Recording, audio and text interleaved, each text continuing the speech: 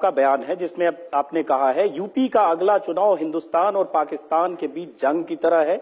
इसमें बीजेपी को हराना यहां पाकिस्तान बनाने के बराबर है। एक गांव की सभा में आपने कहा लड़ाई यहां हिंदुस्तान और पाकिस्तान की है, ये ध्यान रखना। एक तरफ पाकिस्तान है, एक तरफ हिंदुस्तान, उसमें तुम्हें क्या करना है ये सोच लो, एक तरफा सोच लो। ये आपने कहा इन्वर्टेड कोमा में, कोट किया हो किसी अखबार का। नहीं, इसका किसी अखबार ने लिखा है, तो इस तरीके से अगर इसकी आप क्लिपिंग निकलवाएंगे तो ये पूरा बयान इस तरीके से नहीं। हाँ, यही शब्द मैंने कहा है, कोई शब्द से हट नहीं रहा हूं कि मैंने नहीं कहा है, लेकिन किस आदमी के लिए कहा है और क्यों कहा है वो मैंने अभी आपको बताया। लेकिन सवाल ये उठता है कि इस तरह का जब बयान देते हैं संगीत सोम साहब, ऐसा ही बयान अमित शाह ने बिहार में दिया था कि यहां अगर बिहार में फलां पार्टी जीतेगी तो पाकिस्तान में पटाखे फूटेंगे।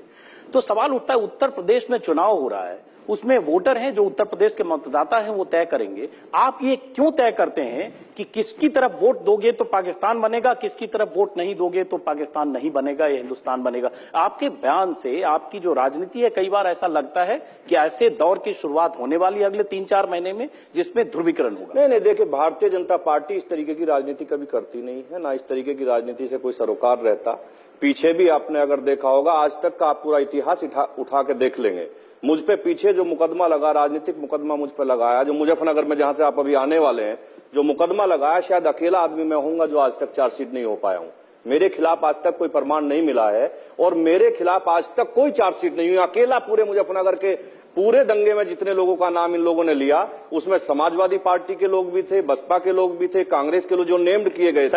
अकेला संगीत सोम है, एक मिनट मेरी सुन लीजिए, अकेला संगीत सोम है जिसके खिलाफ आज तक कोई चार्जशीट नहीं। अकेला संगीत सोम है जिसके बारे में क्या सबूत है मैं बात करूंगा, तो फिर मुजफ्फरनगर दंगे पर ज्यादा बात होगी, उस पर हम आगे बात करेंगे। लेकिन एक अकेला संगीत सोम है जिसके भाषण से मुजफ्फरनगर और उस इलाके में हिंदू और मुसलमानों के बीच तनातनी की स्थिति होती है। एक अकेला संगीत सोम है जिन पर नजर है कि उत्तर प्रदेश के, पश्चिमी उत्तर प्रदेश के 10-12 जिलों में अगले 3 महीनों में संगीत सोम क्या करने वाले हैं? वही आपको बताना चाह रहा हूं कि जो भाषण ये बताते हैं आज तक भाषण ही नहीं दिखा पाए, चूंकि उस सभा में मैंने कोई भाषण ही नहीं दिया। जिस सभा की ये बात करते हैं, जो मुकदमा किया है, आज तक चार्जशीट नहीं कर पाए, उस सभा में मेरा कोई भाषण ही नहीं हुआ है।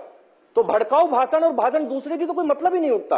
आज तक अगर कोई क्लिपिंग है तो आप दिखा दीजिए, अगर मीडिया के पास है तो मीडिया दिखा दे कि मुजफ्फरनगर दंगे से संबंधित कोई क्लिपिंग आपके पास हो। फिर मैं वही कहूंगा कि वो फिर बात लंबी जाएगी। आपके फेसबुक पोस्ट करने की भी बात थी, बाहर विदेश के किसी वीडियो को दिखाने की भी बात थी, ये सब आपने किया था। फेसबुक पे भी आ जाइए, एक मिनट, फेसबुक पे भी आ जाइए। उस फेसबुक पे इन्होंने अपने मुकदमे में लिखा है, उसे भी आज तक चार्जशीट नहीं कर पाए कि संगीत सोम ने शेयर किया है, जो लोड किया है वो समथिंग कोई श्रीवास्तव लखनऊ का है, उसके खिलाफ आज तक कोई